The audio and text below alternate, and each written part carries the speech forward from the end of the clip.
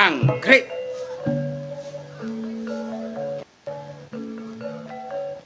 Ini babat. Kebon kopi oleh Didi wis konangan bareng Bapak polisi. Iki nek kongkonane Broto gak kemungkinan. Ya, mesti cincin kawung terus tak jegurane. Wis aku tak ngamano awakku.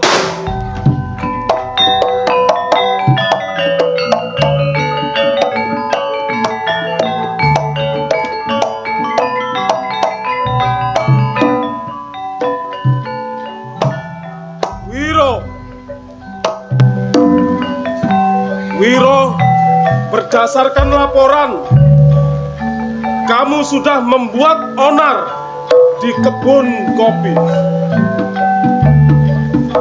Maka kamu sudah dengan sengaja melanggar hukum. Wiro, tak kejar kamu.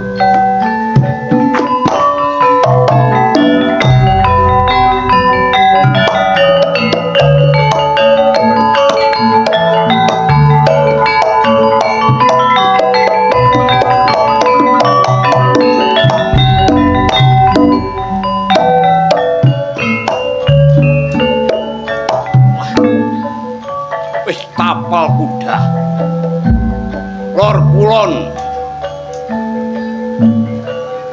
kedoletan wis padha nglumpuk mlayu nang ndi aku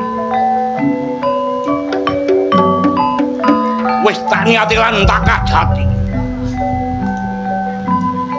nek Broto uripe penak aku gak nrimano sebab yen sing cara iki aku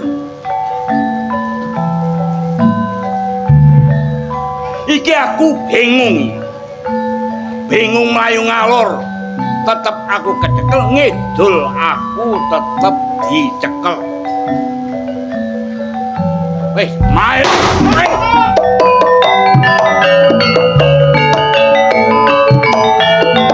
Wiro, kamu jangan melakukan perlawanan. Kalau kamu masih melawan aparat, bila perlu kamu bisa tak tembak mati. Kejahatanmu telah melakukan pengerusakan harta benda. Maka boten melayu. Ya, kamu telah melanggar pasal 401. Nggih. Kula koni sing gawe rusuh babakan kopi ngene kula.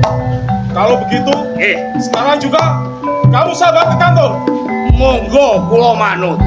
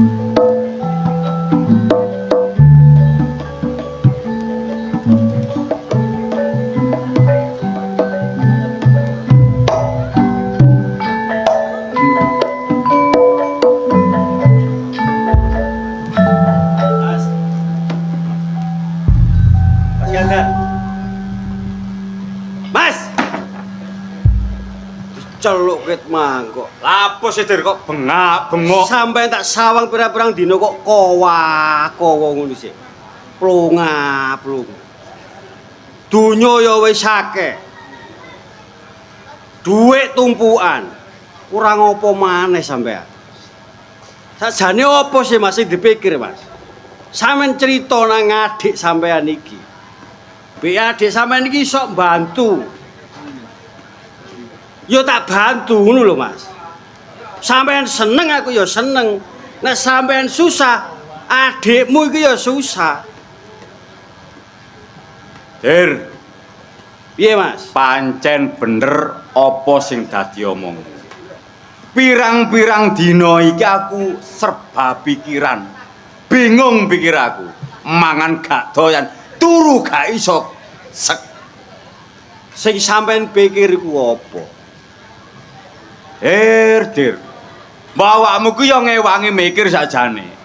Sing tak pikir gak ono liya, ya masalah kebun kopi sing digarap Pak Broto iki. Wis pirang taun iki gak setor. Iku sing tak pikirno, Dir. Oh iya Mas, aku eling. Kebun kopi tinggalane bapak sing dipasarno karo Pak Broto. Iya Mas. Anjene ana wis pirang-pirang taun iki Pak Broto ya gak mor. Gak ngekei kabar. Ya ora ana kabar. Jelas iku ya apa? Lah iya, saumpama kira-kira lho ya awakmu takjak takon masalah kebun kopi, kira-kira gelem ta? Ya jelas gelem Mas, soalnya iku hak awak dhewe. Tapi tak elingno lho ya. Masalahnya awakmu ku darah-darah muda, arek nom-noman sing grudak-gruduk. Saumpama nagih utawa takon nyegah diwehi disemoyoni, aja sampe moro tangan. Ya ndelok posisi sih Mas. Lah nek wonge ngeyel dikandhani gak kenek ya apa maneh katin. Loh, mangkane iku aja sampe moro tangan. Saumpama moro tangan, wah iso dawa urusane iso nang pihak nang berwajib. Ya Mas. Insyaallah aku ya iso jaga, iso ngendhalekno emosiku. Temen atik sampe awakmu emosi takon masalah kebon kopi gak kekei. Wah, gak karu-karuan ya. Ayo ndang budal ning ngono. Ayo Mas.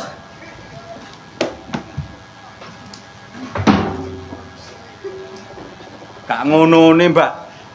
Sampeyan iki lho, tak delok teko kono tak lirik kok kaya wong bingung ngono.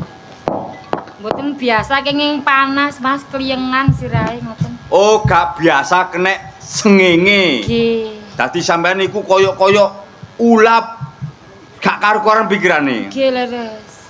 Sampeyan iki jangenan ndi? Kula ajenge sambang tiyang sepuh kula. Oh, nang bapak sampean. Nggih.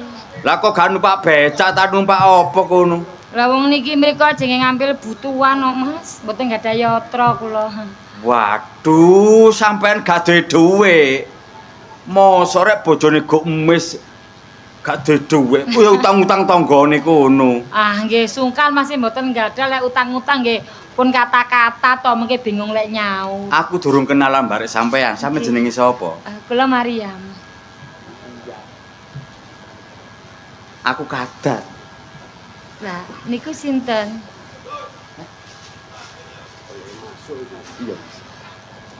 Iya. Piye? Niku sinten? Iki adikku.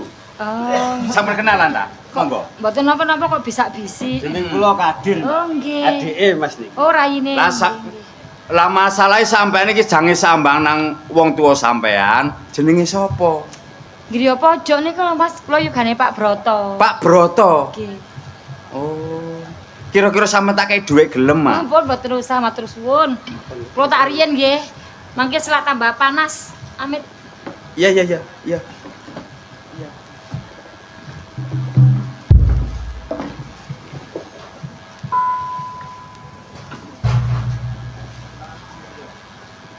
Mas Kadar. Apa sih bengok? Ya apa rek? Petuk arek wedok sok dadi plonga-plong ngono. Sampeyan seneng tambare. Wah.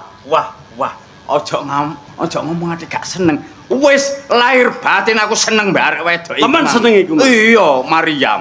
Mas, mapan kebeneran, Mas. Loh, sing mapan kebeneran iki ya apa? Mariam nek gak salah iku mang anake Pak Broto. Iya, nek Pak Broto. Siji, awak dhewe rono takok kebon kopi. Heeh.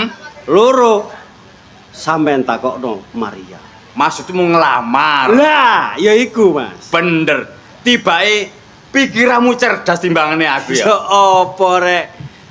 Dir, mumpung durung kepanasan, ayo ndang budak siji takok masalah duit kebon Kebon kopi. kopi. Ping pindho ngelamar buka. Ayo, Mas.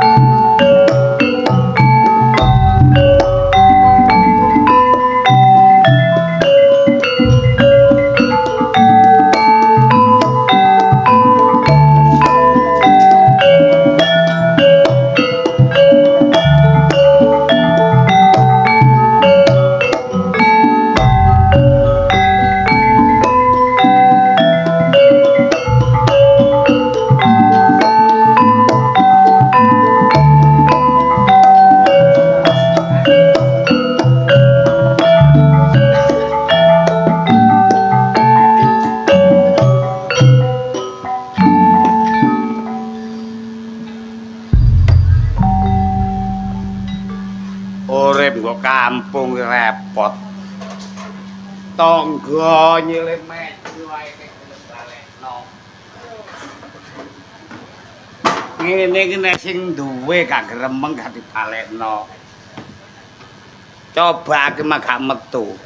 Meja gak bakal dibalekno. Repot anyane wong-wong iki. Aku iki ya gak apa-apa. Wong aku ning kene ya sekedar pembantu. Tapi nek nyilih nang balekno aja sampe krungu bapak, aja sampe krungu ibu. Nek nyilih, nyilih kursine, sak mejane gawe apa? Lah nek ana ibu gak apa-apa.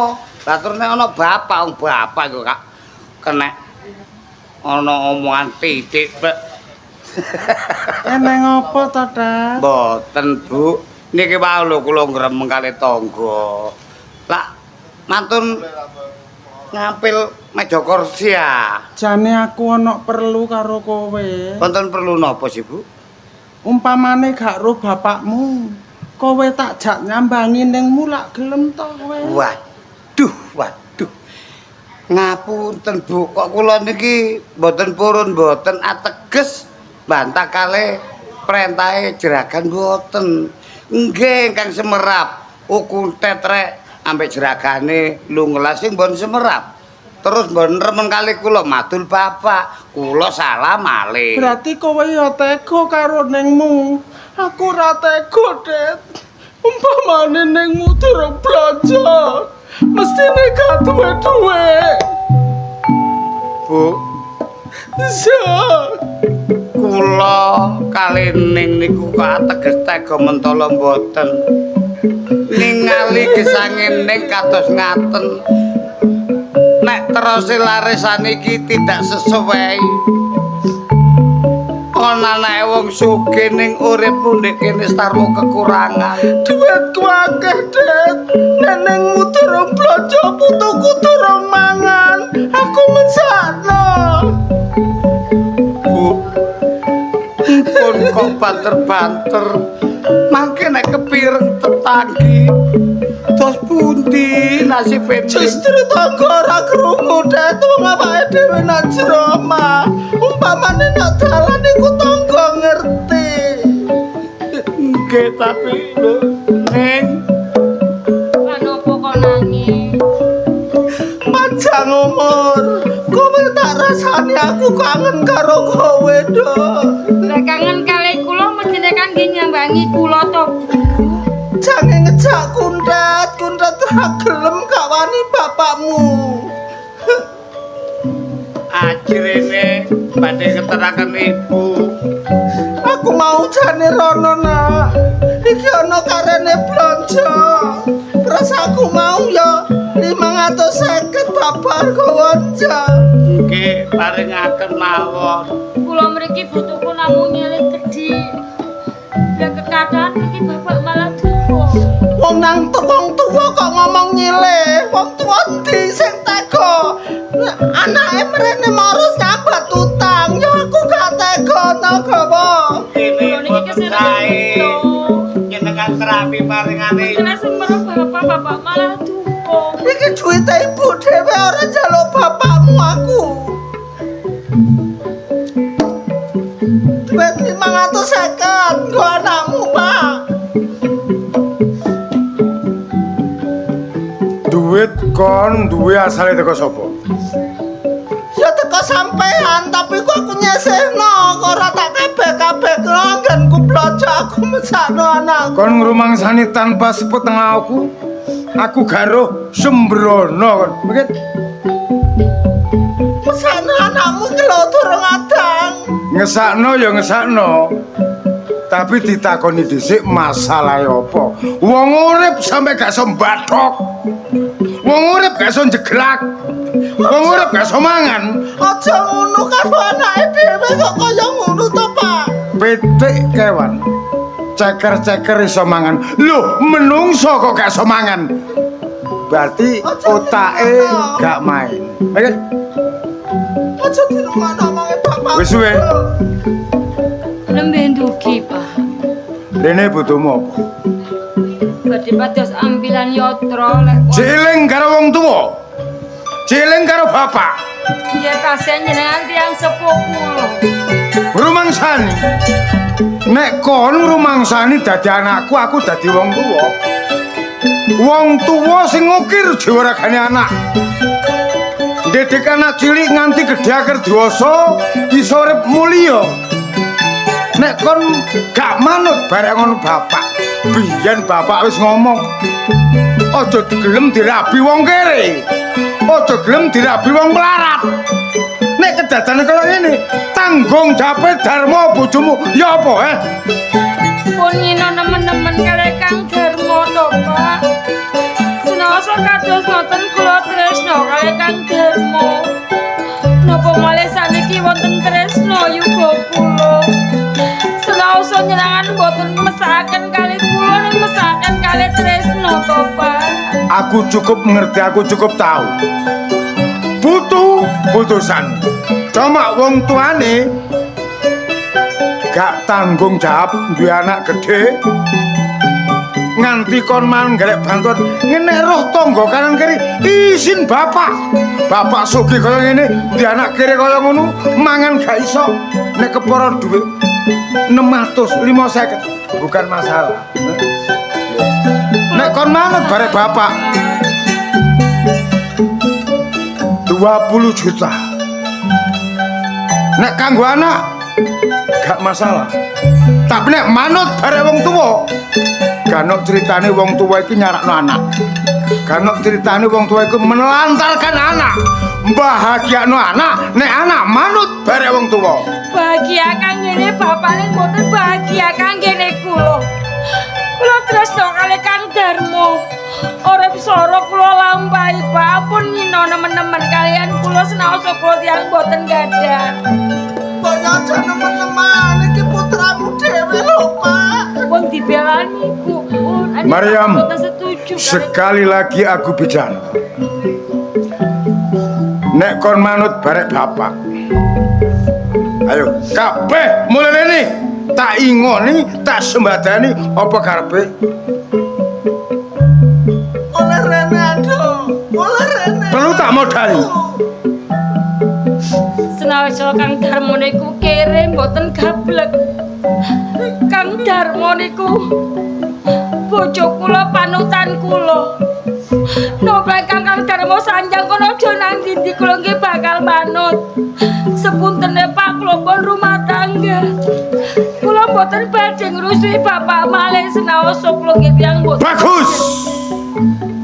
Kalau betul-betul Maryam bisa ngomong kaya ngono, no way bare bapak. Sekali lagi aku bicara tidak membutuhkan ada namanya pergi. Nggih. Kula tak nyengkre.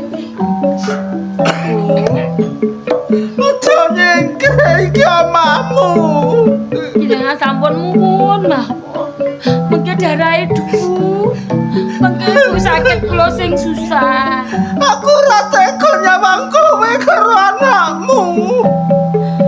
Mboten napa-napa mungkin Maryam niki sing salah mboten manut kali ibu bapak. Kerange ibu kowe. Mboten. Dolan ora apa-apa. Niki tumbasane bapak tabungane ibu. Kula mboten badhe mriki malih. Ning mengke yen ibu kangen kali Tresno napa kangen kali Maryam. Ibu tenggen kula nggih. Sabar. Sing hati-hati. Pak Kunda tetep ibu yo. Ibu loro-lorone lho Pak mesake. Kula pamit. Kula pamit ki.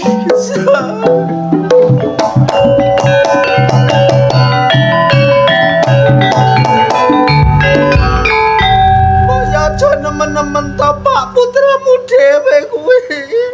Ora ono critane nek wong tuwa iku tega bare anak. Ibarat diculno sirahe goceli buntute. Cuma suatu pengajaran ujian nek nemen-nemen dirasen urip gak penak. Kemana lagi larinya? Apa mana melalui? Tetep rene. Aku ora tega. Masuk. Ya wis. Pun geger Bu. Kak, Nggih. tak tinggal mlebu ya, Kak. Nggih, jenengan mlebet. Perkara mentok kula sing ladeni. Metok matamu ngono. Statusmu nduk kene sing tak bayar tenagamu. Nggih. Buruh gedibal kongkon-kongkonan. Nggih. Rungokno. Nggih. Aku mau masuk. Siapa saja ada tamu Nggih. selevel bare aku masuk. Roda 4 Masuk. Mercy Baby Band masuk. Sepeda gledekan Balik. Melanggar pecah. Lah iya nyambut gawe wong sugih lho. Ya seneng ya senep. Melanggar peraturan dipecat. Gak seneng ku duwe perbedaan Mercy Baby Band Corona Brio mlebu gledekan sepeda ditolak. Ya muga-muga ae bapak iki iso sadar krana urip mbok kampung gak oleh benose. Tak rewangi ngomel. Ya ngene iki gak tak rewangi ngomong. Aku nggo kene wis nganggur titik. Iki mang. Saumpamane ana gak ngono iki lho kaitane apa lho. Wong omahe ana wonge lawang ya mbuka gagane mlebu iku permisi amit kula nuwun asalamualaikum tak sepur ana wes-wese kok iso menungso mara doprok ae kula Sampai sing diomah kita, Pak. nggih nggih Oh. nggih jenengan badhe mertamu madosi kula ta Nggih. nggih Tapi nek ndelok sandang penganggone sampean iki koyoke gak level omahe apike ngene. nggih nggih kula sing nggene griya mriki Oh, sampe sing nggone omah iki. nggih Sampean waduh, hebat sampean. Omahe apik, kaose suwek kabeh. lho nyamar Oh, nyamar. nggih cek pun ketara nek sugih Oh, sing koyo-koyo saiki ku sing viral. Nggih. CEO. oh nggih Mah dadi gedibal. nggih Oh, aja omong gedibal. Nek ndelok potongane iki jelas keset.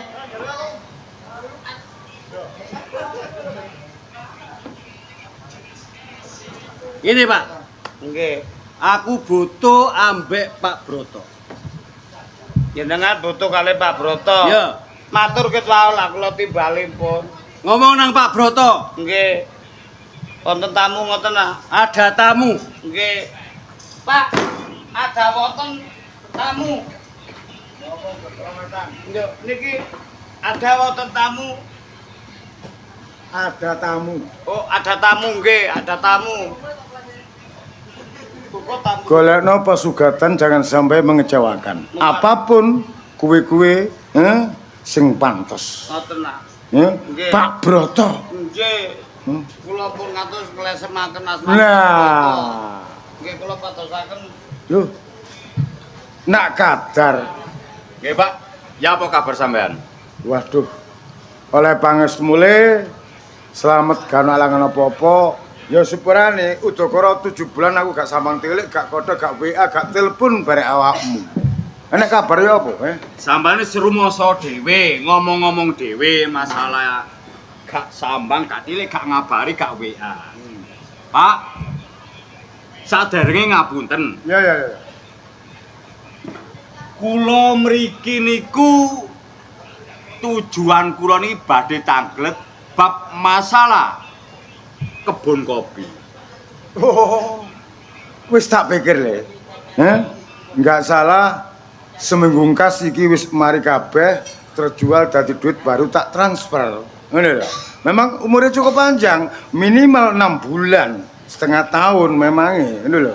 Amangane 7 bulan, aku gak tambah rono, cek mulai panen, seminggu kas mesti sukses. Begini Pak Broto.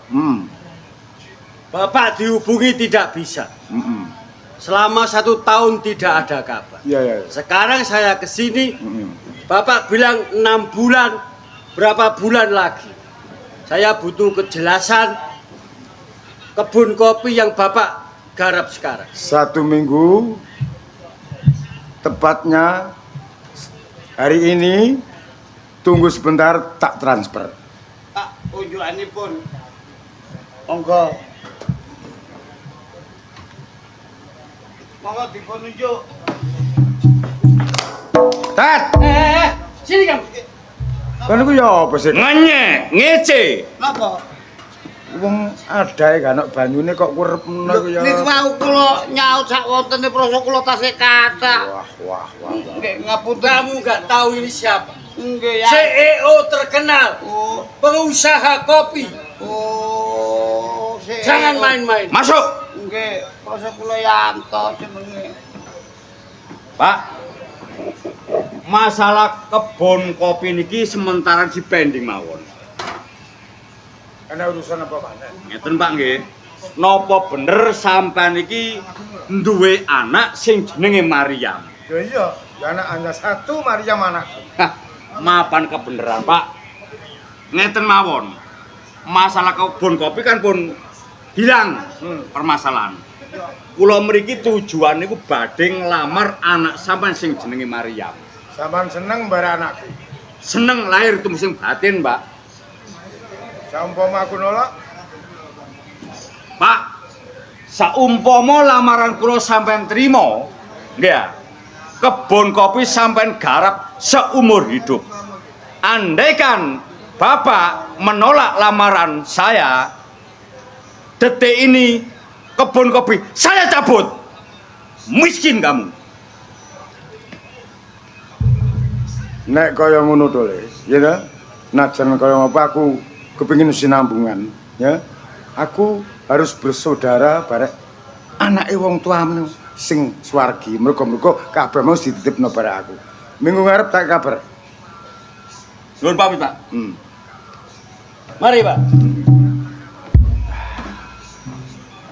Bagus. Maryam, kamu harus kawin.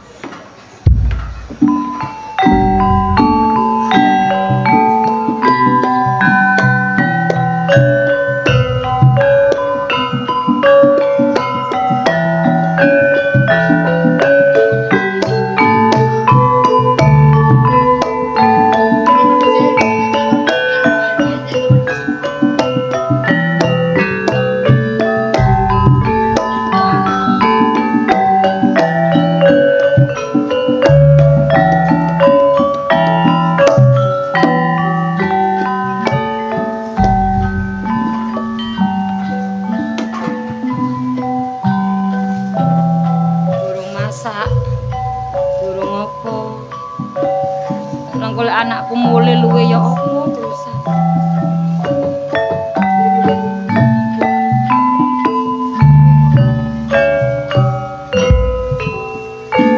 Tukang Darmo iki ya gale dhuwit maneh to kan sampean.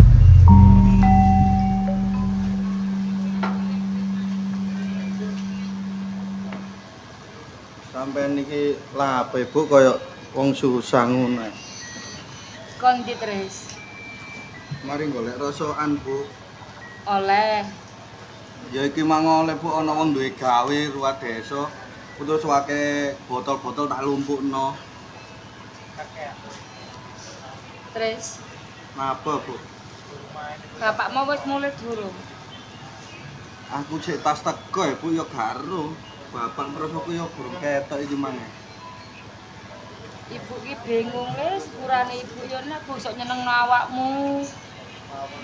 Ibu gorong iso nuruti apa sing sampean pingine, sampean cilik sampai gede. Uripe ya mung ngene-ngene tok ae. Iya ya, Bu ya. Awak dhewe kok ditakdirno ambek Gusti Allah iku kaya ngene ya, Bu ya. Kanca-kancaku padha sekolah, numpak sepeda motor. Saiki aku iki wis gak sekolah. Terus yo bendina aku iki penggaweane golek rasokan, Bu. Aja nyalano Gusti Allah to, Le. Pancen sing kebacut ki ya bapakmu. Tak lindungi kaya apa bapakmu ning ngarepe wong tuane ibu iki gak tau bener anjane kebacut bapakmu. Ket biyen nyambut dene ya ngono ae, golek ditegur ya muring-muring. Ibu dhewe aja nyalano bapak ta, Bu.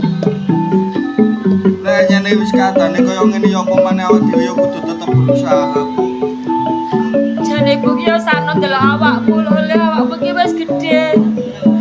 Mestine arek wedok-wedok gak ono sing gelem nyedhak awakmu, mergo awakmu nek wong gak duwe to, Nak. Bu, aku omong-omongan ambek sampean kok tambah memperkeruh suasana. Kudune aku iki ngibur sampean lho, Bu. Wis aja diomong masalah iku, Bu. Wis. Yo isin ibu karo awakmu, Nak, awakmu sakmono gedene. Untung awakmu ku pinter, awakmu iso sekolah dukun. Umpama awakmu gak gablek terus awakmu goblok lho dadi yo isine ibu. Nah, nanti raine ibumu iki. Ya, Bu. Semangat. Wis nek ngono aku tak iku Bu lanjutno nata rasokan iku mau. Mangano sik, tapi ibu ngacang karak.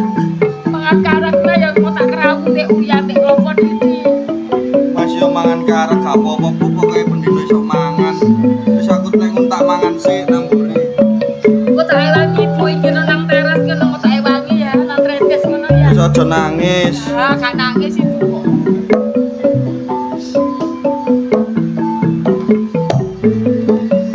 Sakmono gedene untung anakku ki neriman.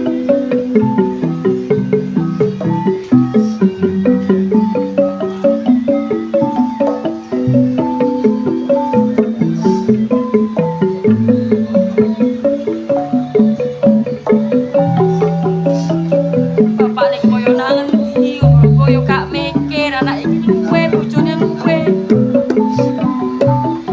Jagongan nom.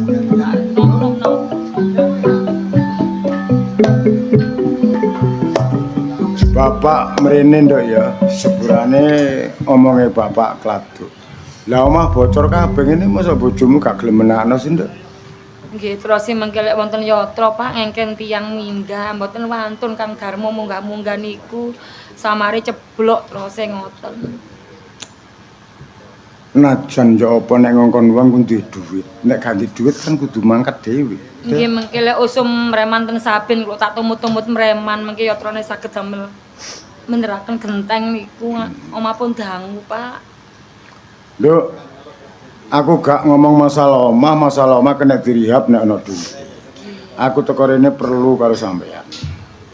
Kula pun mboten mriko, Pak. Kula pun sadar lek kula niki mbangkal terus kali jenengan. Ngapunten kula mboten badhe mriko nggih mboten badhe utang dhuwit malih kok, Pak. Saestu. Bapak iki wong tuwa. Nek anak koyo ngene keadaane mentah gini nasibe. Mulai dina iki aku kepengin bahagiakno awakmu, barek putuku, ya toh. Besok mbok menakon kano aku melok putu, wis tuwek, ya toh. Mula manut karo bapak. Kula pun bahagia kali pernikahan kula. Kula pun bahagia kali rumah tangga kula. Sampun matur suwun pun. Maryam! Sekali lagi aku bicara, manut barek bapak apa ora? Mboten. Kula pun gak ada bojo, Pak. Walaupun toh di bojo tinggalno Darmo. Ning kula cinta kali Darmo lho, Pak. Hidup gak cukup cinta tok. Murakabi segala-galanya kebutuhan. Kon koyo ngene. Sekali lagi aku bicara manut karo bapak. Nek bapak iki wis ngomong koyo ngene, aku janji balik liyan kamu akan dibahagiakan oleh bos besar. Kula mboten butuh, Pak. Kula pun bahagia kali anak kula kali rumah tangga kula pun dipeksa. Tidak, sekali tidak. Tampanono, nek bojomu gak kuat, biaya surat pegat 20 juta untuk kamu ganti surat. Pak!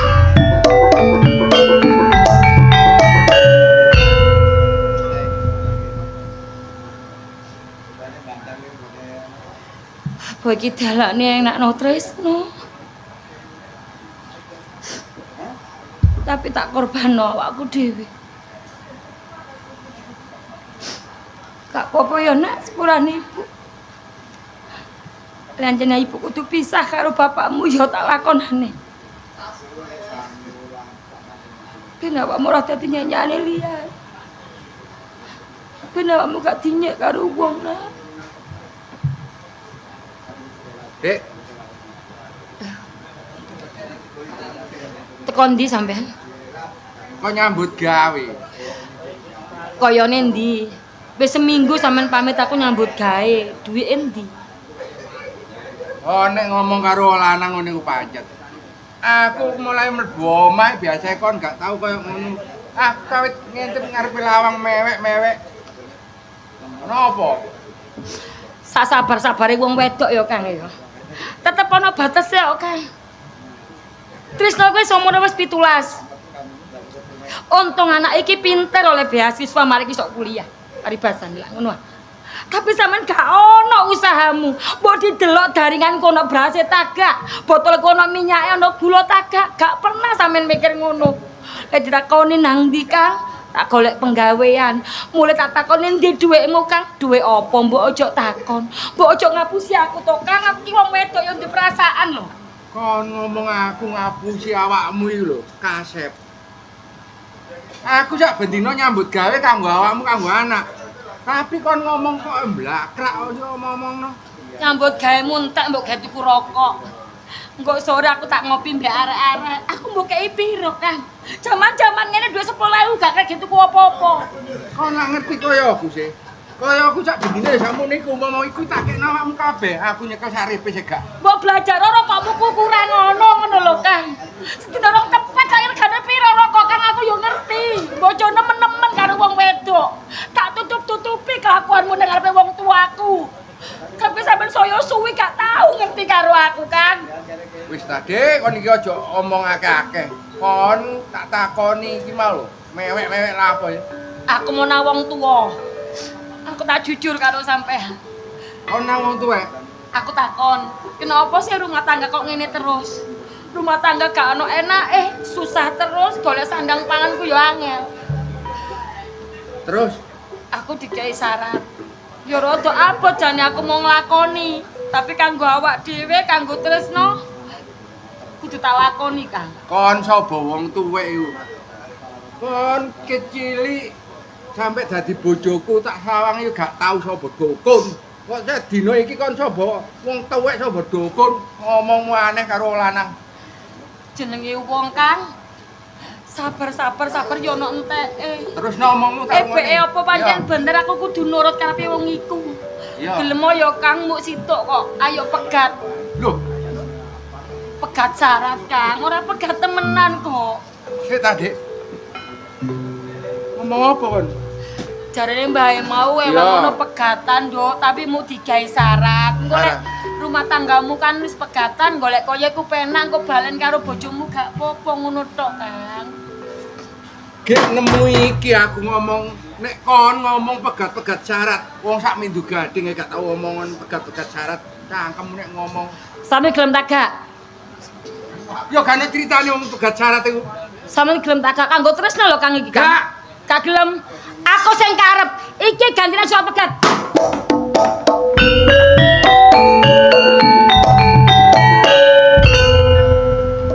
Tempelan gue ndi wong wedok. Ngene iki nek krungu anake karu-karuan. Wong wedok sapa dukun yang ngene. Dukun ndi sing sapa? Wis sampe ngono omongan gak karu-karuan iki.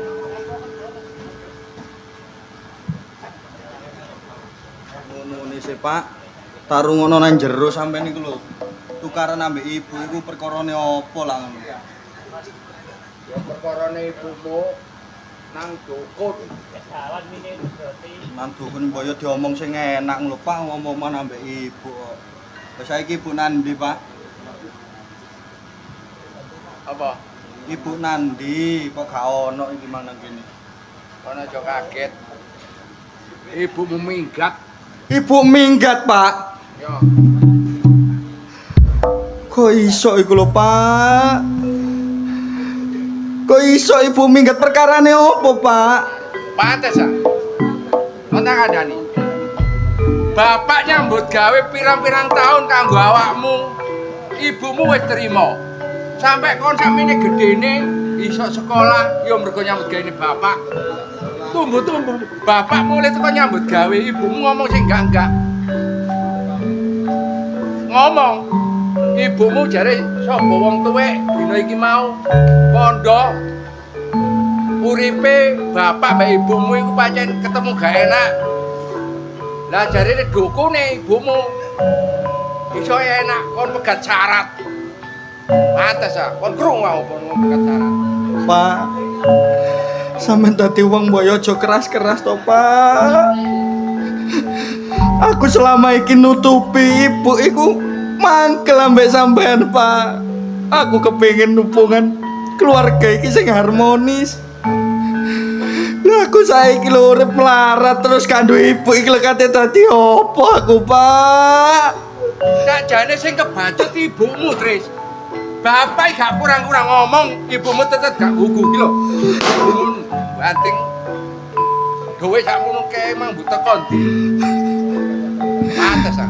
Ibu iku minangka pepunden ana ing alam donya, Pak. Anane aku iso sukses, anane aku iso sehat mergo dongane ibu, lele ibu gak ono, Pak. Terus apa sing ndongakno aku, Pak?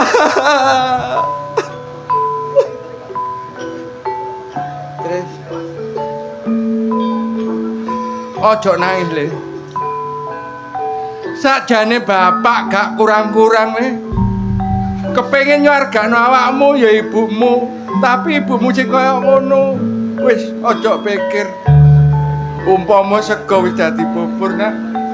Sing kebacut mbuh bapak, mbuh ibumu ana kedadan sing kaya ngene. Wis ojo dieling-eling ibumu. Nandi ae ojo dieling-eling, Nak. Terus ya apa aku iki, Pak? Ojo nangis, Le. Nek perkara kon gak tega budal ibumu. Kamu lah ngerti, balikmu saiki uripe wis enak, ya. Perkara ibumu gak kok omah, sementara iki, Tris. Awakmu tak jak nang nggone balikmu, awakmu tak titipno kono, Nak. Iya, aku manut sampean, Pak. Wis aja dieling-eling. Perkara ibumu, nek ibumu sing salah, wis ana pangunen-unen. Wong becik ketetik wong ala ketara, Nak. Iki lho gawon sampeyan. Ayo nang nggone Pak Lek ya. Iya, Pak. Ayo.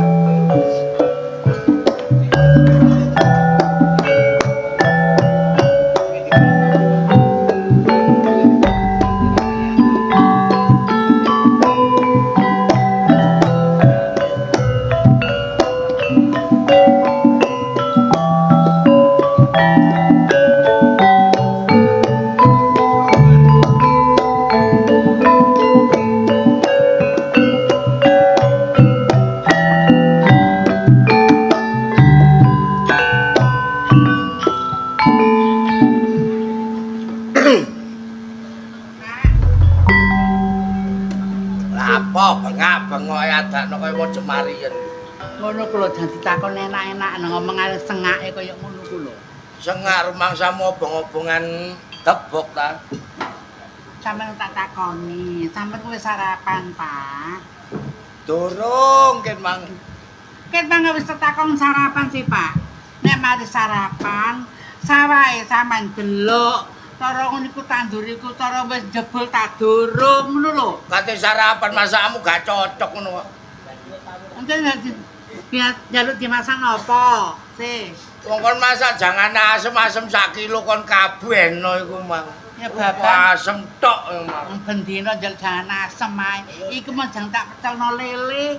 Kan lelene temaru tak gleti badan lelene mencolot. Lelene mencolot. Iya, dan gak sida. Jan tak perlu pelutan teren-teren. Lho alah mang mbok serok-serokno apa-apa kuno lek gano. Le Pak, Le lapo? tak kandhani sampean. Sampeyan kok aja nang omahe, metu-metu cek krungu kabar. Ngono lho, sampeyan kok aja ndoprok nang omah sampeyan cek ro rumah tanggane adik sampeyan ya apa? Apa rumah tanggane adikku apa? Tak kandhani. Heeh. Bojo Darwo saiki pola gak karo-karoan, Pak. Kon krungu lek bojone Darmo iku kelakuane gak karu-karuan.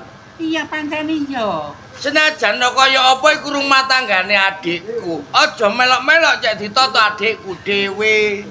Le, sampean kok aja ngomong kaya ngono sampean dulur tuwek, Pak. Sampeyan duwe dulur dirasani wong ati masih aktif dulurku dhewe. Aku lho atiku malah lara. Bener ta omonganmu sing jare wong-wong iku? Lho, nyatane pesake bener saiki cara mangan sedina mangan orang dia gak mangan. Saiki polahe, saiki braine kaya ngono. Apa maneh saiki cara sing goceng ngalor ngidul gonta-ganti. Lek iku bener Darmo iku termasuk arek sing wis owah arek gak waras. Sak gak bener-bener sugeng. Kowe tutuk kene balik mulih gek gak waras Darmo. Mangkane sampeyan niku nek rumangsa duwe dulur gak bener lho, duwe dulur gendeng, ya sampeyan kudu iso nuturi. Lho, lek rumangsaku gak kurang-kurang aku dadi cacak nuturi adikku cek dadi wong sing bener, dadi wong sing temen. Woncene arek sing gak nurut ambek aku. Dadine wis tak pedhot ta sampeyan. Dorong. Lho, iku ana dayok lho. Lho lha iki lek Darmo iki. Oh, ya apa? Alhamdulillah, sampeyan gak sampeyan krono. Nang desa rene. Yo. Ya, Cek. Kene, Cek. Le. Sampeyan takoni. Ya, tenang ae. Ya genah. Ya, kale banter-banter ya. Pokoke aja murid-murid Ma. segenah. Kok dungaren dik awakmu dolen ame cacak? Iya, Cak. Biyen ono perang tahun 45, Cak. Ya, iku wis merdeka, Cak. Diam.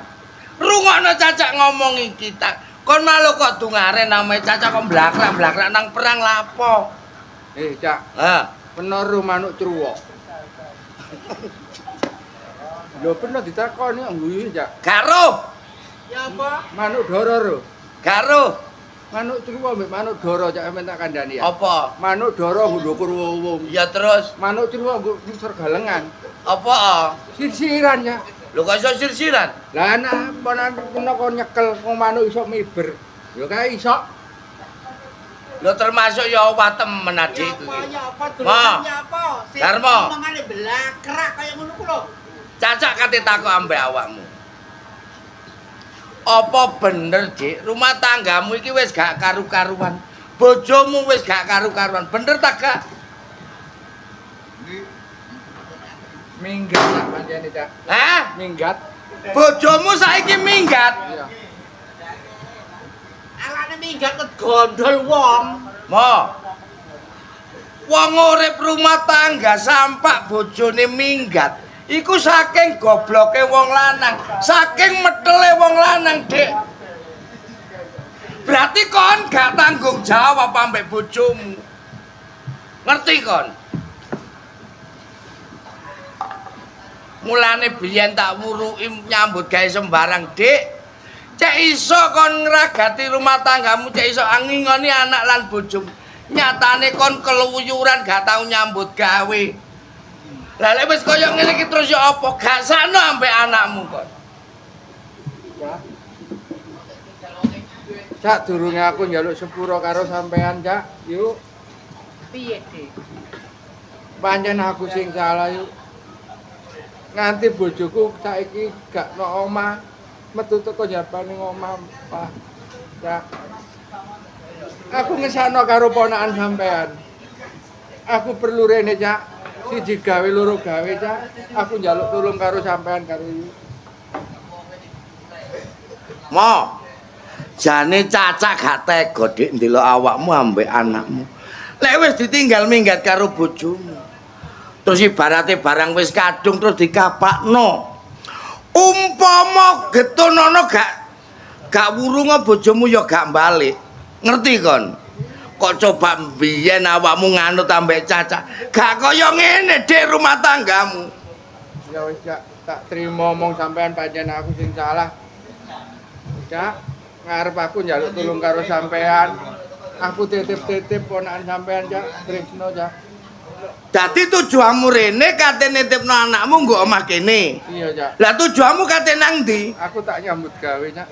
Kasep, Dik. Kae saiki awakmu duwe bergas pikiranmu, musik atimu duwe pikiran nyambut gawe. Kok coba dhisik-dhisik kon pinter nyambut gawe gak kaya ngene. Nah, Cak. Sepurane sing akeh. Yuk. Darmo, Iya, yuk. Senajan awakmu dulur ipe, Dik, gak tak anggap dulur ipe, tak anggap dulurku dhewe. Mamula sadurunge gak kok pikir-pikir dhisik, Dik. Kanthi saiki bojomu kaya ngono. Saiki breset bojomu kaya ngono kuwi. Aku malah isin, Dik. Mamula awakmu dadi wong lanang ku tanggung jawab penuh. Awakmu anak anakmu ya wis gedhe bayar ragane tasake. Awakmu mlaku ujar ngalor ngidul gak tau nyambut gawe. Saiki bojoku gak ana omah. Aku melok isin, Dik. Wis ana patese omong Riko sing kaya ngono yo. Aku titip-titip ponakan sampean yo. Aku tak budal nyambut gawe nek wis oleh kaya yo. Aku balik nang omah sampean metu anakku. Wis aja dipadakno karo bojomu yo. Aku gak lali karo Tresno yo.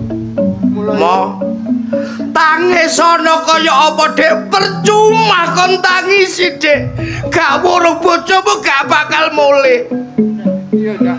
Ngene iki aku gak tega len ndilo anakmu kaya ngene. Terus nasibe anakmu kaya apa, Dik? Mula sing tak jaluk, Cak. Lilanono aku tak nyambut gawe. Aku tak pamit karo Tresno, Cak.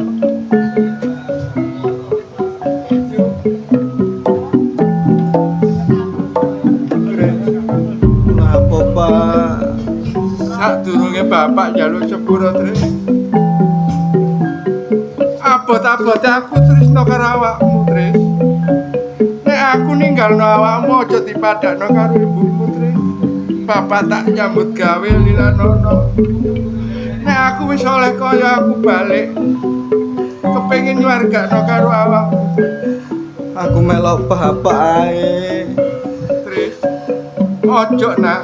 Pak, Bapak tak nyambut gawe, Tris. aku wis ditinggal ibu saiki sampean tinggal lho, Pak. Ngerti yo, Nak. Awakmu nggo omahe palikmu, bulekmu iku dudu wong liya, Nak. Iki dulure bapak, aja dianggep sapa-sapa, Nak. Anggepen wong tuamu dhewe. Aku kepingin melok ambe bapak. Wis, Nak. Dongamu sing tak jaluk, Tris. Cak, Ya, Dik, Tarno. pangestune sing tak jaluk, Dik Cak. sing hati-hati ya, Dik ya. Muga-muga keturutan sing dadi kekarepanmu ya, Dik ya. Dongan aku nang oleh penggawean. Iya, tak tengah-tengah kok kenal penggawean. Yen awakmu salah penggawean, Dik. Aja lali karo anakmu, karo dhewe ana bojomu. Nanti papat gununge bojomu. Saiki pemuda ngado, ya awakmu cicine del penggawean loro dhewe ana bojomu ya, Dik ya. Yo, Kepiye? ngomong sampean tau gemi. Umpama aku lali karo Tresno. Muga-muga aku dadi sulame bumi dhisik. Aja ngomong kaya Tris, bapak budal, Nak. Iki ngomongnya bapak, paling karo boleh ojo dianggap sapa-sapa. Aku dulu wong tuamu dhewe, Tris. Ojo nangis, Nak. Bapak budal. Bapak.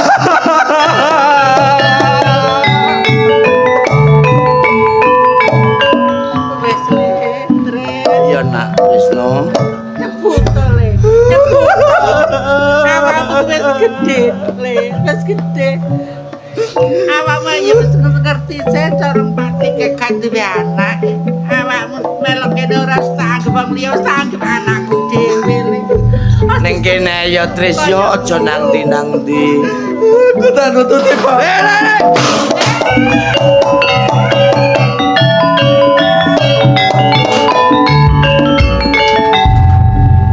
Piye, Pak? Iki kepiye? Tresno kepiye? Mas Arek wis Arek iki gurung tau rundindi. Engko lek sampak metu teko omah ono apa-apane awak dhewe sing tanggung jawab. Mumpung durung ada, ayo ditututi. Iya wis ayo, Pak.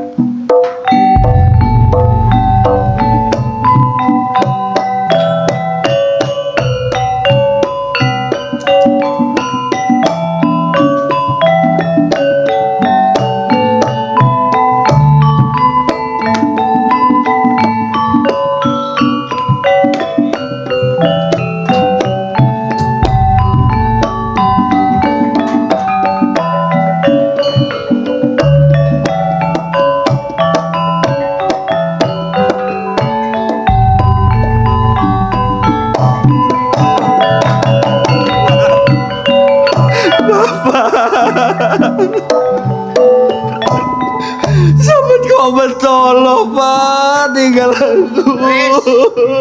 Ayo mulai ya nak ya. Ayo mulai, aja nanti-nanti nak. Perkara kon njaluk sekolah sing dhuwur kok tak sekolahno ya nak ya. Pak De. Iya nak. Sing tak karepno iku dudu sekolah, Pak De. Lah opo nak? Aku kepengin keluargaku balik maneh, Pak Iya, De. mulai awakmu wis sekolah, wis nyambut gawe iso nglumpukno wong tuamu sakloron ya nak ya. Iya, terus aku wis ngerti atimu le, wis ngerti soal awakmu ya wis gede, wis iso mikir. Terus piye maneh kaya kene iki wis ana kejadian kaya kene. Ibumu metu teko omah, bapakmu metu teko omah. Apa ojo melok-melok le, lo omah kene ngene Bude. Bude. Piye? Pak De. Iya nak. Aku kepengin keluargaku balik maneh kaya biyen. Iya nak. Aku lek ngono dina iki aku tak goleki ibu. Aja ya nak ya. Aja. Aku tak goleki bapak. Aja. Aja. Wae Pak De ae, Pak De sing goleki. Ya. Engko Pak De sing goleki bapakmu ambek ibumu ya nak ya. Kapak-kapakno tekadku iki wis kenceng, Pak De. Dina iki wis tak wiwit aku tak budal. Ayo iki kita. Ayo tunggu.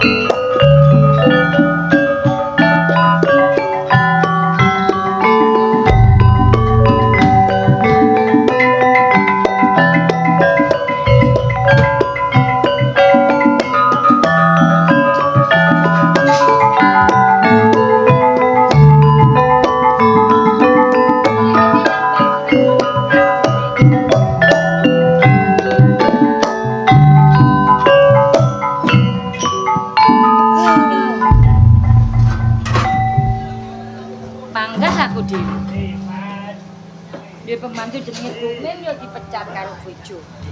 Ngene kok kujenengan kok permaisuriku.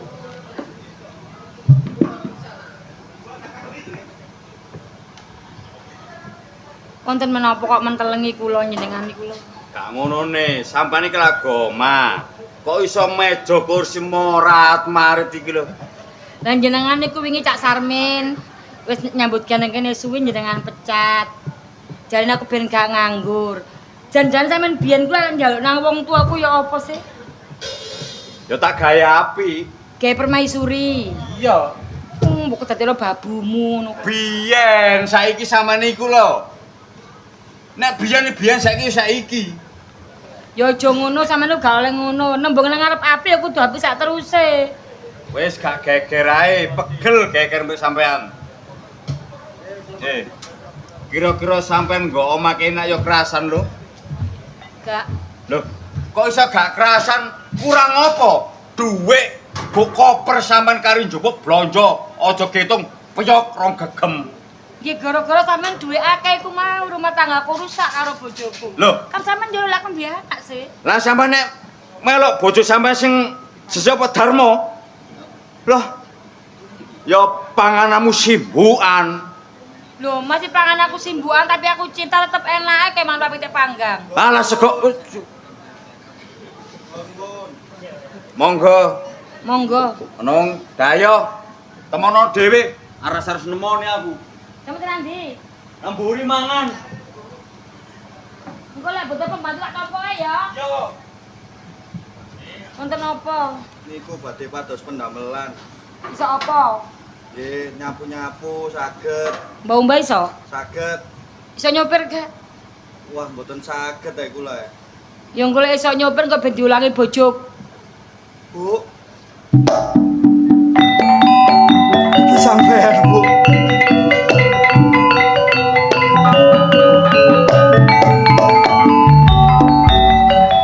Omah sampean saiki gedhe ya, Bu ya. Atek. Lu ngisor. Kok lu ngendi sor, Bu? Sing ngongkon awakmu lungguh nang kono sapa? sampean lali ta. Aku anak sampean, Bu. Anak teko ndi? Lho ngaku gak tau ndek anak. Bu. Sampeyan iki lali temen ta, Bu? Aku tresno, Bu, anak sampean, Bu. Aku nggak pernah duwe anak. Oh. Bu. Ayo balik, Bu. Bapak goleki sampean, Bu. Aku tutuk kene iki yo goleki sampean, Bu. Sampeyan saiki wis oge urip enak. Lah kok lali ambek aku lho, Bu. Aku kan gak kenal karo awakmu sapa. La ilaha illallah. Bu. Sajane sampean metu teko omah iki goleki apa sih, Bu? Biyen sampean tau cerita nang aku. Masih urip melarat kaya apa lek awak dhewe bareng keluarga harmonis. Iku wis lebih dari cukup. Lah kok sampean saiki wis oleh padha donya kaya ngene lali ambek aku, Bu. Terus wong lanang iku mang sapa, Bu? Sampean belum cerai karo bapak, sampean sik ana hubungan barek bapak. Dadak sampean wani rapi maneh, Bu. Iya. Iya. Kira teko apa balik pertanyaan. Nah, iku sing sampean karepno, Bu. Gak apa. Muga-muga sampean seneng. Cuman sing kudu sampean eling, Bu. Urip nang donya iku ana sing jenenge hukum tuae. Sopo sing nandur bakal manen. Muga-muga sampean gak kena karma, Bu. Sing hati-hati.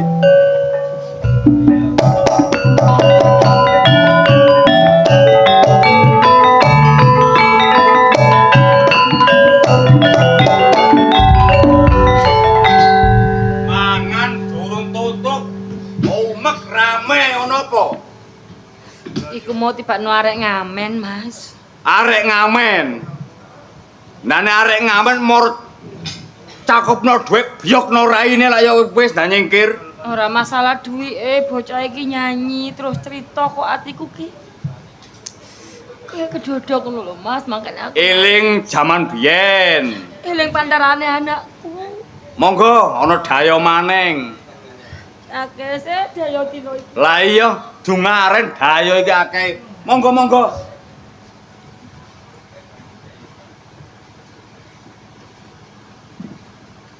Enten perlu napa? Pakaken, Pak. Jeneng sampean? Darmo. Aku Kadar. Mas Kadar. Tujuan kula mriki mboten perlu kali sampean.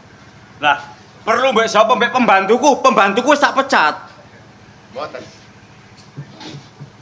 Perlu mbek sapa? Bojoku. Maryam. Nggih. Apa utang awakmu? Gak ngarah wong kon pawan melarat. Gak ngarah kon ngutangi bojoku. Nggih. Panjen kula kecilik melarat. Mboten ana apa. Cuma kula kepengin ngomong kalih. Omong-omongan tok lho ya. Nggih. Kene Dik, ngomong. Mas, tak kandhani, Mas. Lha apa? Iku bojoku. Oh iki bojomu iki. Oh welek, jelas bojomu ya melarat kere mencuri. Ngomong. Ana perlu apa sampean mrene?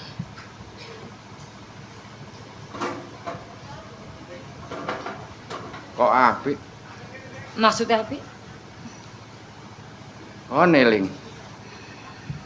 Biyen kon urip mbek aku ngomong nek tresno karo bojomu terus anakmu. Aku kepethuk dalan. Nggo dalan kepethuk tresno. Kon ngomong jari gak ngakoni anak karo tresno, pantesen. Emang tak gawe kaya ngono. Sampeyan kudu sadar, Mas. Lek gak tak lakoni kaya ngene gak mungkin tresno iso urip bahagia. Kon kudu eling. Tresno iki rohmu, Roh aku. dagingmu yo. Nek kon gak gelem ngakoni anak, menungso sing kaya apa? Aja nyalano aku. Bebet kawet perkara iki sampean sing garahi. Lek panjenengan sampean wong wedok. Ora mungkin, Mas.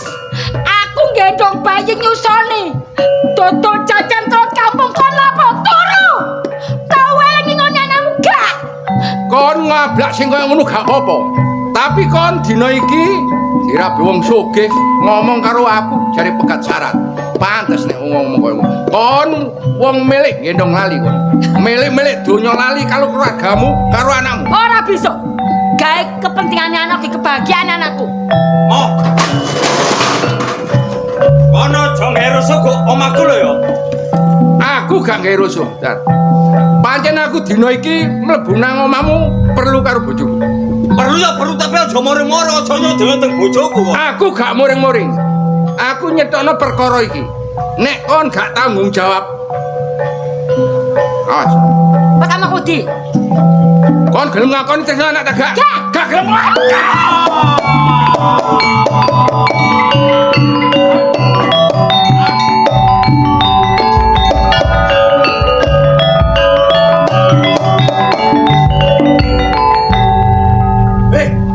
Sopo kok? Aku Darmo. Wani-wanine mateni Masku. Perkarane opo? Perkarane dulurmu wani ngonjak bojone liyan. Kon ngerti? Sing digandeng dulurmu iki bojoku. Maryam. Yo. Anane Maryam gelem ambek Masku. Anjene kon ngulana sing gak pecus. Kon ngelekno aku gak pecus. Nek dulurmu tempekan ning pati kate lapo? Aku gak nrimakno. Gak nrimano kate lapo? Nyawa bales nyawa.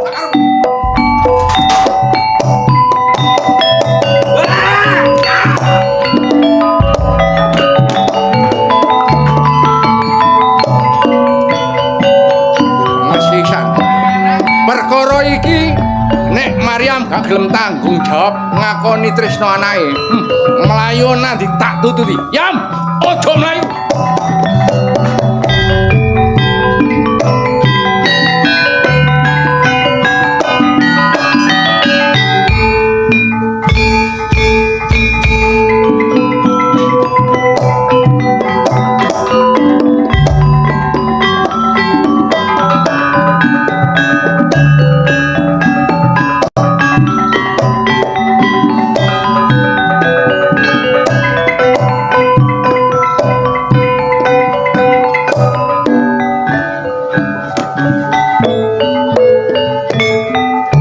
Iya. Sampeyan gak gelem ngakoni aku anak gak apa-apa, Bu. Pancen aku ket lahir procot. Uripku wis melarat koyo ngene. Ditambahi masalah sing koyo ngene. Tak rasa-rasano pikir hatiku awakku. Wis ora kuat ngrasakno ujian ana ing alam donya kene. Timbangane aku urip soro nanggon alam donya. Luwih becik tak mati aku.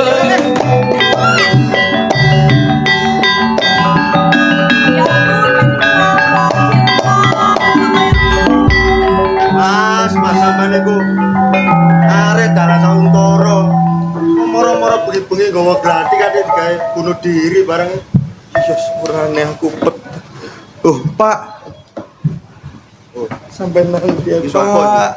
Aku goleki sampean, Pak. Aku mbok kandhani sing kaya ngono wis tak beresi ibumu. Lah kok nang tengah dalan kok gek misek-misek lha apa? Iki malah, Pak. Aku kate bunuh diri mergo gak kuat ngrasakno ujian iki, lah kok ditulungi ambek arek loro iki. Nggih. Kamu kate bunuh diri. Iya, Pak. Ojo cupet nalarmu, Nak. Kon sik ganteng. Niki wau kok mboten enten kula ya napa? Wonten kedadosan ya napa niki wau? Anakku mah nggo gladi kate bunuh diri. Nggih, leres. Mbok tulungi. Nggih, tak tulungi, Pak. Wah, matur suwun. Pak sampean kok koyo bakul lampu. Kon nggo anteng ya. Lah iki sapa? Niki calon kula. Wah, dah. Napa? Pasangan apa nak jenenge? Gedibal. Loh. Ideal goblok. Oh, Gedibal aja mbaknya lah, Nak. Oh, kula dagelan ya, Pak. Ya, gini. Tris. Nggih, Pak. Sementara iki ya, nek perkara kon gak iso nuntasi, kon ro Padim, Mbok Ludaya. Oh, Mbak. Ya. Jaluk tolong Pademu nang Ludaya. Jebolen paku jarane. Aku budal, Pak. Iya. Niku Aku mau dados anak jenengan. Ya coba matur. Ya, Aku napa? matur suwun karo awakmu. Nggih. Saiki tresno ayo ditutno teko mburi. Ngoten ah. Monggo. Ayo.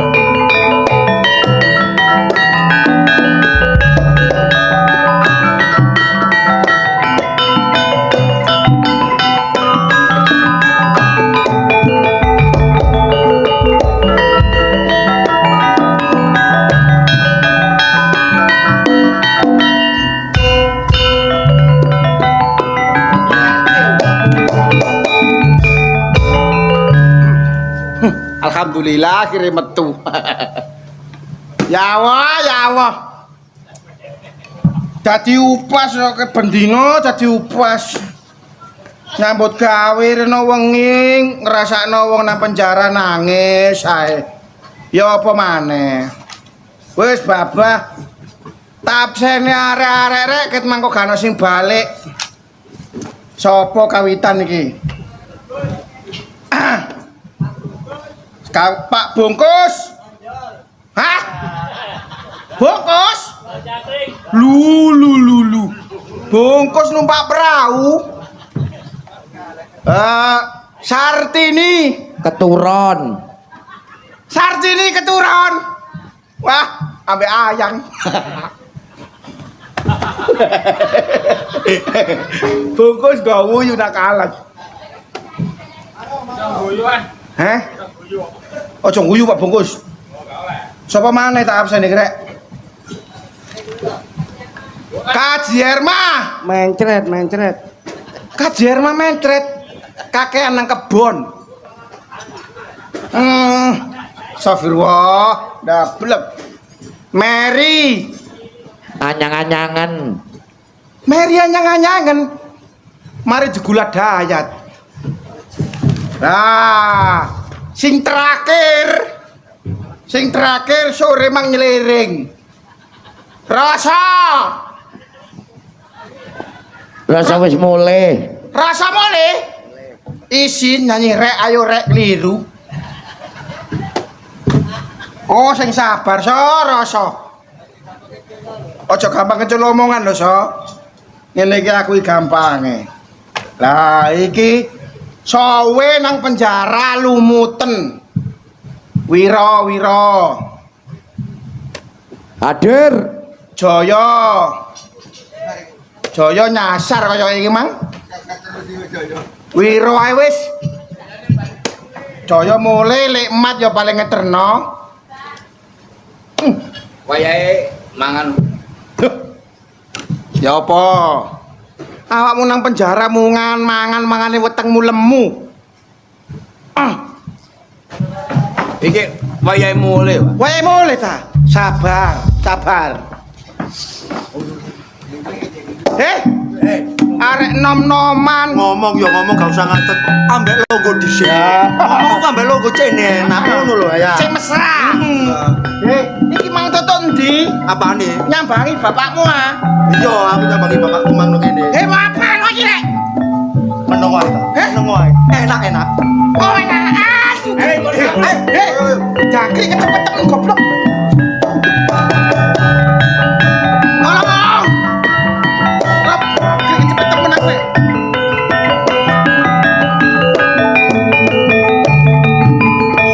Tolong. Pas Wanto polisi kowa-kowo. Lapo kok tolong. Iki yo ngono. Kan bete. Kamu itu jaga di sini. Kok sampai begini nih bagaimana? Aku semaput. Bongkol lah wis. Pak, Ya, aku mau dicancang arek kecepet temenan sumpah gitu. kok bisa sampai kamu diikat kenapa? Ini loh ceritanya. Copoten. Copoten, Pak. Saya Sandan. Copoten Dan. Ngawur ae. Jadi Ojo bersendam, So. Coba cerita. Ayo, cerita, So. Rek, ayo. Bleset. Om Jono guyu. Ayo, belek mah. Saya tanya sekarang kenapa sampai seperti ini? Ini loh, Pak. Sampean kepengin ro. Sampean kepengin tahu. Ceritanya ku ngene, Pak. Nah, aslinya ku yo ngene, Pak. Allah. Kon tak bedel kapok kon kok. Sopo iku, Mang? Loh, Wiro ucul, Pak. Wiro, Ucul. kok bisa lepas? Diculno arek nom-nom. Dan ini pasti ada kerjasama sama sipir ini. Gak aku karo, Pak. Hah? Karo. Ah, nggak mungkin. Ngene lho, Tidak Pak. bisa. Tidak bisa. Yo gara-gara gonge nyeliring mang lho, Pak. Gak iso. Nggak ada hubungan. Pasti kamu harus ngomong. Ojo kamu ngecul omongan konso. Yes, gini. Siap Dan. Ya Roso. Siap. Sekarang juga kejar itu Wiro. Kita kejar Roso. Ya. Ayo, Roso.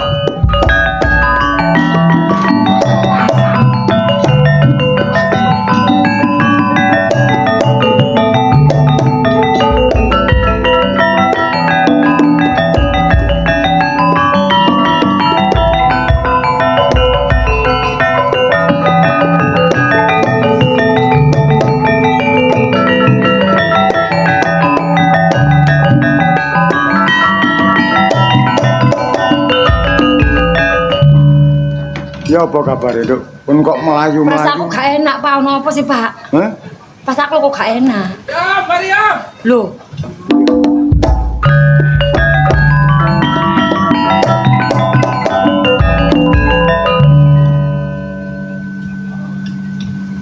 Nek wis petuk bapak, bojomu nok nggurene bapak, karepmu sing ya apa? Pak, saderenge kula nyuwun ngapunten kalih sampean, Pak. Anane rumah tangga kula mboten karu-karuan nggih mergo bapak. Apa sebab aku kaya ngono? Aku mesakno barek bojomu, anakmu kon gak nyambut gawe. Ya apa dadine? Pikirin kon dadi wong lanang. Kula sakjane nggih pun tanggung jawab, tapi mboten ngoten carane sampean nuturi anak. Anak sampean pilih mboten karu-karuan sampai pisah kali kula nggih mergo sampean sing nuturi, Pak. Aku kepengin nganakno anak. Nek wis ngono kon kate lapo? Kula mboten trima. Gak trimo. Lho, bangsat.